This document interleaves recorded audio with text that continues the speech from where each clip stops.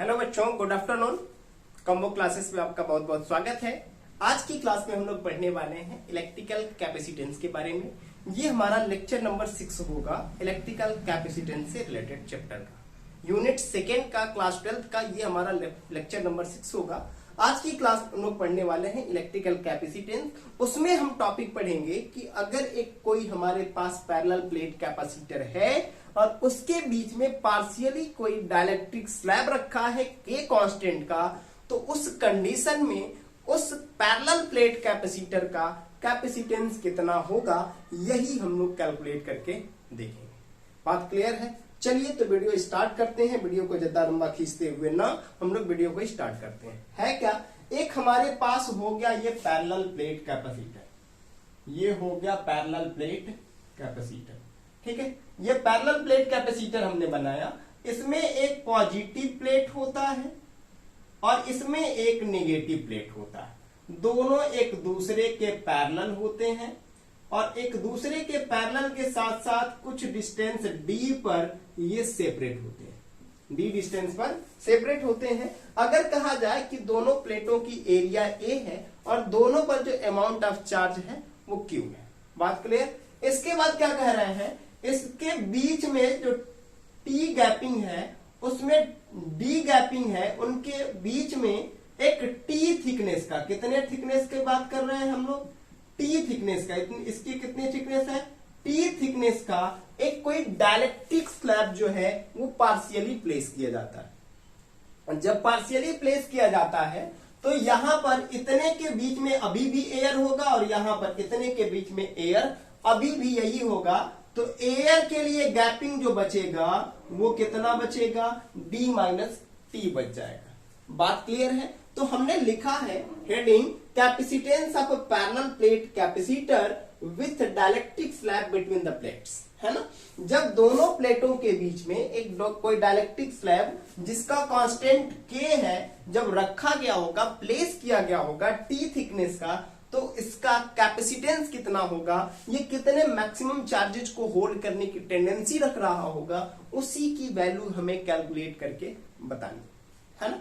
अब समझते हैं, जब हमने इसमें t कांस्टेंट का रखा तो ये एक प्लस है और ये एक माइनस, तो इनके थ्रू एक इलेक्ट्रिक फील्ड इधर की तरफ रहा होगा। जब एयर रहा होगा तो E नॉट हमने लेट किया कि जब इनके बीच में ये डाइलेक्ट्रिक स्लैब नहीं रहा होगा तब के कंडीशन में इनके बीच जो इलेक्ट्रिक फील्ड है वो E नॉट है। जैसे ही हमने इनके बीच में एक डाइलेक्ट्रिक स्लैब रखा तो डाइलेक्ट्रिक स्लैब के थ्रू एक इलेक्ट्रिक फील्ड प्रोड्यूस हो जाएगा और उसको हमने कहा कि E होगा, इसकी भी डायरेक्शन इधर की तरफ और इसकी भी डायरेक्शन इधर की तरफ। इतनी बात क्लियर है? अब समझते हैं। हमने लिखा consider a parallel plate capacitor having plate charge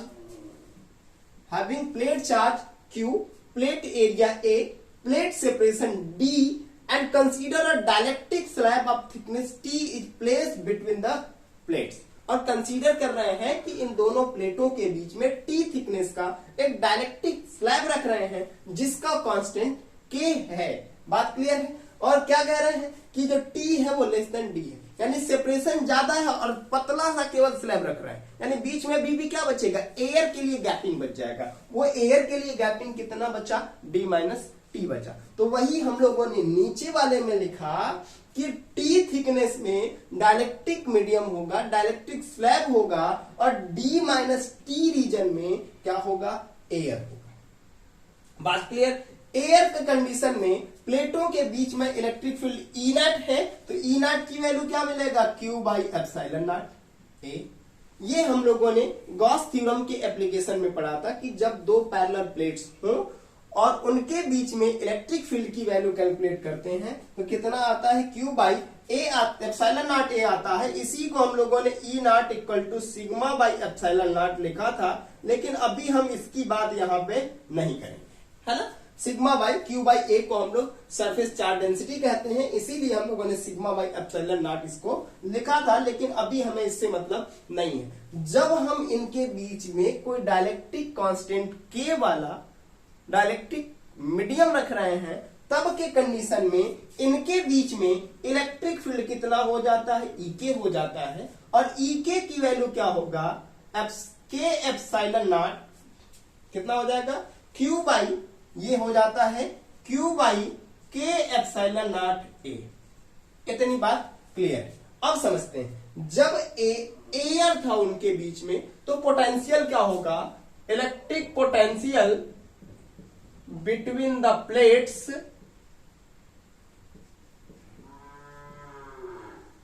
when the air between the plates क्या हो, एयर हो, तो कितना हो जाएगा वी नॉट हो जाएगा, V naught equal to E naught into. अब समझिए एयर कितनी गैपिंग में होगा, यहां पर एयर होगा और यहां पर, यानी टोटल कितने एरिया कितने रीजन में होगा, कितने डिस्टेंस में होगा, डी माइनस टी रीजन में जो होगा वो एयर होगा, तो E minus E naught D into D minus T हो जाएगा। वी नॉट की वैल्यू कितना हो जाएगा, ई नॉट की वैल्यू हम लोगों ने यहां कैलकुलेट किया है कितना, Q by epsilon naught A into D minus T. इसी तरह से electric potential between the plates when a dielectric medium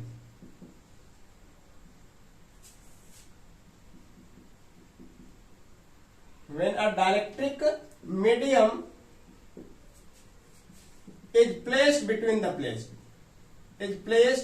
the plates क्या हो जाएगा, है ना, कितना हो जाएगा वीके हो जाएगा, कितना हो जाएगा वीके हो जाएगा, के कांस्टेंट का है तो क्या हो जाएगा ई के इंटू डी, नहीं डी नहीं, कितने थिकनेस का है, टी थिकनेस का है, तो ई के की वैल्यू क्या है क्यू बाई के एप्सिलॉन नॉट ए, जो कि हम लोगों ने यहां लिखा है ना।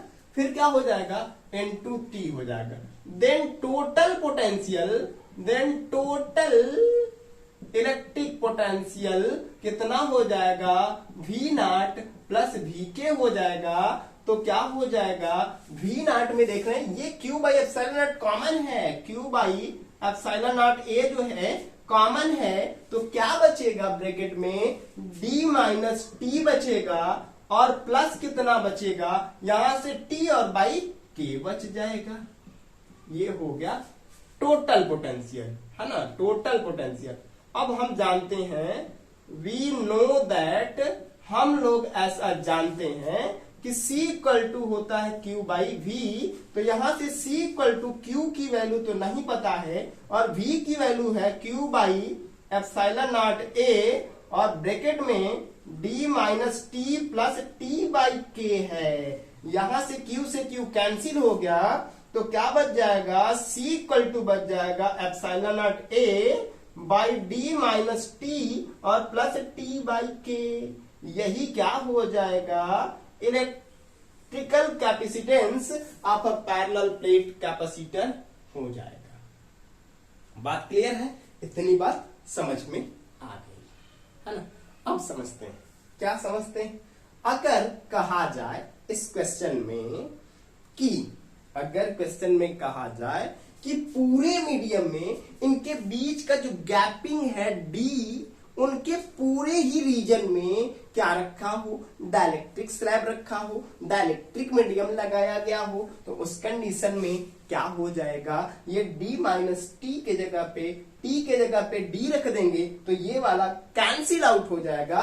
इसको भी हम लोग समझ लेते हैं, कहा जाए कि if T equal to d हो, T इक्वल टू डी मतलब क्या, ये जो बीच का पूरा जो खाली जगह है उसमें भी अब स्लैब रख दिए, उसमें भी पूरा ये जो दोनों प्लेट बने हुए हैं इनके बीच में पूरा का पूरा क्या रखा है, कोई डाइलेक्ट्रिक मीडियम रखा गया है, तो T इक्वल टू कितना हो जाएगा, D हो जाएगा। और जैसे ही रखेंगे तो C इक्वल टू कितना मिल जाएगा, epsilon naught A by D minus T, तो यहां पे क्या हो जाएगा T minus T plus D by के हो जाएगा, यहां से कैंसिल हो गया तो C इक्वल टू कितना के epsilon naught A by D. और यही हम लोगों ने पैरेलल प्लेट कैपेसिटर के लिए निकाला था जब उनके बीच में टोटली पूरे जगह में क्या रखा था, कोई डाइलेक्ट्रिक स्लैब रखा था, कोई डाइलेक्ट्रिक मीडियम रखा था। और ये हम लोगों ने फार्मूला निकाला कब के लिए, जब उनके बीच में, दोनों प्लेटों के बीच में पार्शियली कोई डाइलेक्ट्रिक मीडियम प्लेस किया गया। क्लियर है? आज की क्लास में बस इतना ही, मिलते हैं जल्दी नेक्स्ट वीडियो में। अगर आप हमारे चैनल पे नए हैं तो लाइक करिए, शेयर करिए और सब्सक्राइब करना मत भूलिए। साथ ही साथ बेल आइकन भी दबा दीजिए और कमेंट करना भी मत भूलिए। मिलते हैं जल्दी ही नेक्स्ट वीडियो में। धन्यवाद।